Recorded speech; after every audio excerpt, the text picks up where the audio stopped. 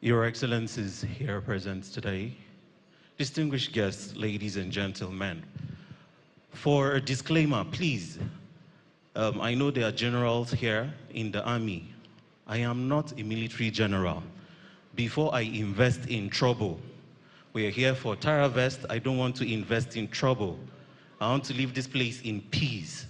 So I am the general overseer of my family. Yes. So I would want to bring up a father, a mentor, to tell us something. But those of you who are accustomed with the northern tradition, you would know there are certain things that we do in Hausa. So I would want to attempt to speak to him in Hausa. I would want to say some things in Hausa before I bring up our father. So permit me to say ranka shi daɗe, da girman kujeranka, duk wanda ka taka ya taku, gwangwanin madara baka sasa, ga kanan gwangwala a hauka azami, duk kofar da ka rufe ya rufu, duk kofar da ka buɗe ya buɗu. At this point, if your hands are not too busy, please join me in making welcome His Eminence Muhammad Sa'ad Abubakar III, the Sultan of Sokoto. Please put those hands together for our father.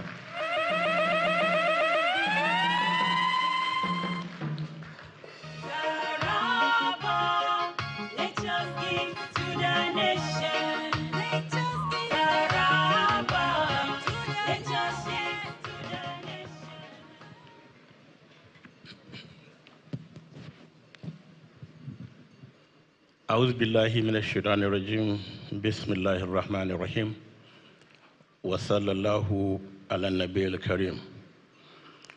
Your Excellencies, Mr. President, ably represented by very able, indefatigable Vice President and the former Vice President and the governors and the former governors and deputy governors here present, our investment stakeholders, most notably, I call him Mr. President with small p, Aliko Dangote. He is president of Dangote Group, but president with small p. And his twin brother, his friend, Tony Elumelu. I'd like to recognize you for obvious reasons, the two of you, because you are two Nigerians we are so proud of. Distinguished ladies and gentlemen, I deliberately stayed back to recognize my own, I call him young officer. He was very young when we were in the army, and I'm a senior by far.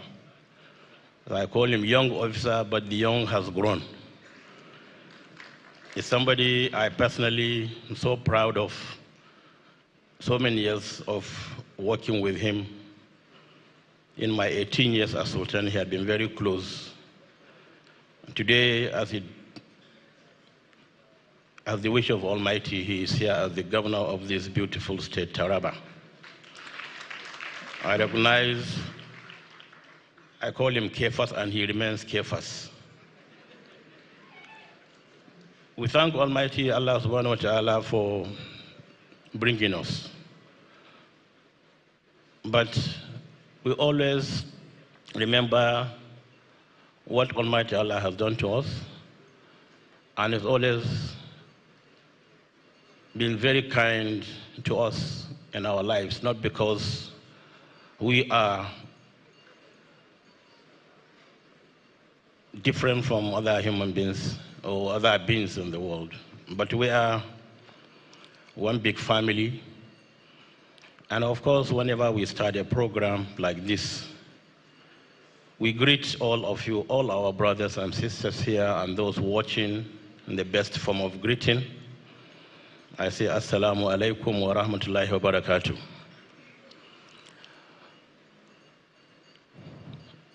Whenever you are called towards the end of a program to speak, you found yourself in between two wheels, because most of the things you would love to say as have been said by other speakers. So if you start saying them, you'll be sounding like a broken record. But we thank Allah for bringing us to Jalingo, this beautiful city today, for this Taravest Investment Summit. It's a very historic summit. I've been opportune to attend investment summits in Kaduna, Kano, and Niger states in the past. And today, as it pleased Almighty Allah, we're all gathered in Jalingo for this Taravest Investment Summit, a very historic one. The summit brought all of us together as bigwigs in the business industry, as political leaders, as traditional and spiritual leaders of this great country, and those also out of the country. We're here for this summit to seize the opportunity of these God-given resources of Taravest State to see how we can contribute to the development of the state for the benefit of humanity. When Kefas called me sometimes in April, he said, "Sir, I would like to invite you to Taravest." I said, "What are you doing?" He said, "The investment summit." And I told him I have been to so many investment summits, but I'm yet to see the very positive aspects or turnout of such summits. So he said, "This one is going to be different." So I said, "Okay, inshallah, let me know the date." He said 21st May. So I marked it down. Yesterday, I pulled his leg and said, "Please, excuse me. I won't be able to come for tomorrow's summit." He shouted and said, "No, I'm coming to Sokoto." But I just wanted to test him, because it's an assurance, it's a promise made over 4 weeks ago. And I'm very happy that Almighty Allah has made it possible for us to be here to fulfill that promise.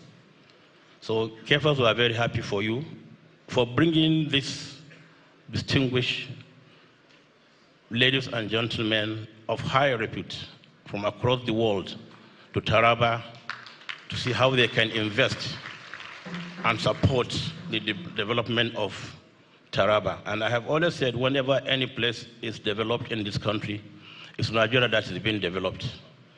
So develop Taravest, and I'm sure you're developing this country. Our presence here is a very big statement that we believe in what the governor is doing. We believe in his ability to turn things around.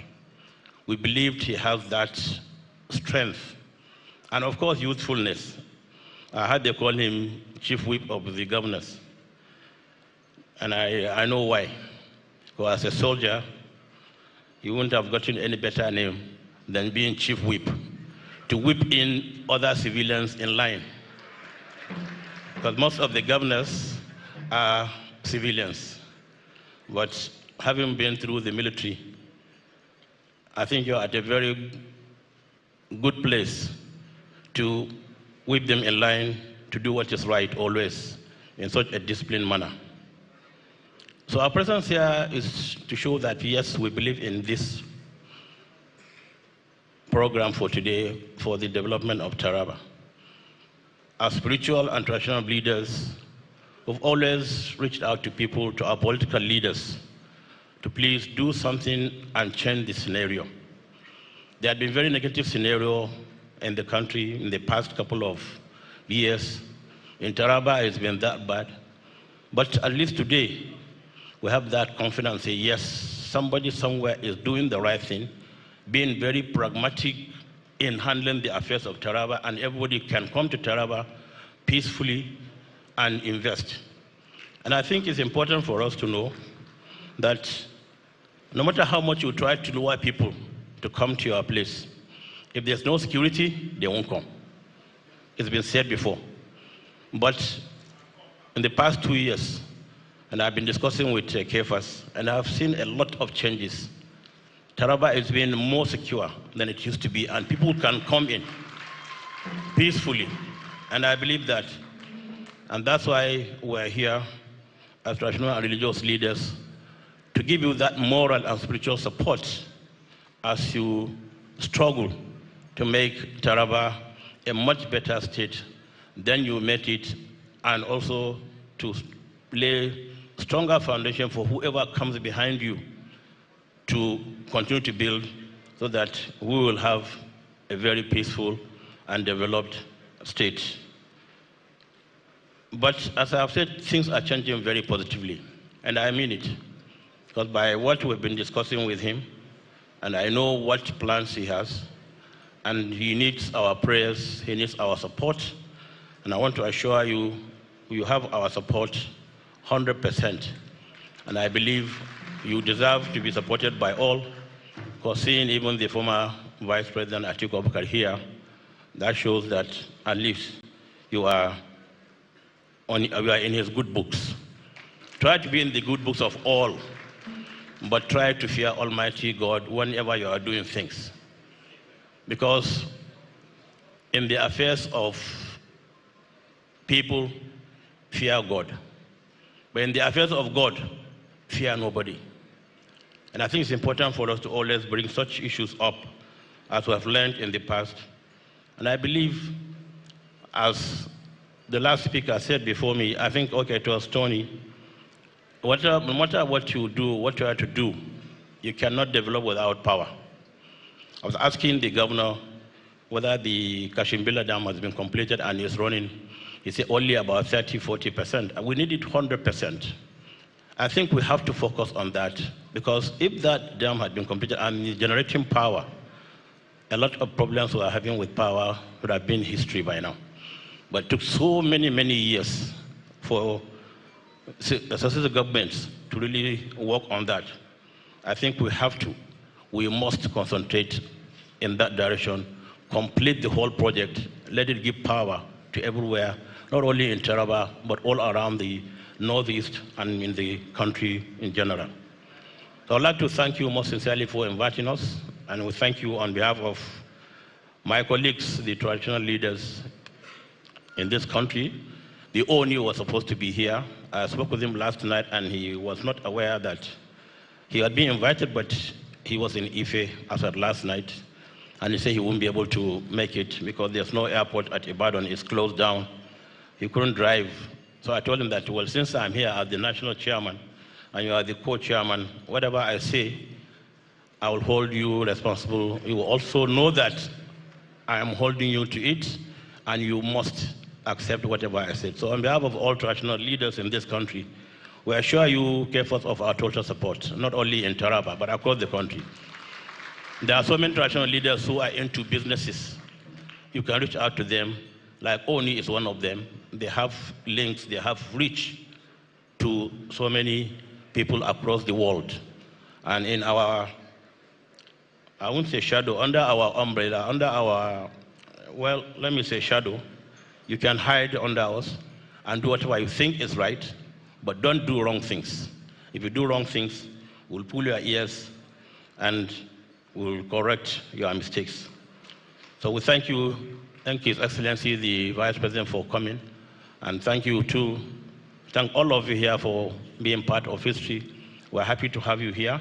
This is our program, and we will continue to work towards attaining that highest level of development, not only in Taraba, not only in the northern part of the country, but in the entire Nigerian state. We thank you most sincerely. Wassalamu alaikum wa rahmatullahi wa barakatuh.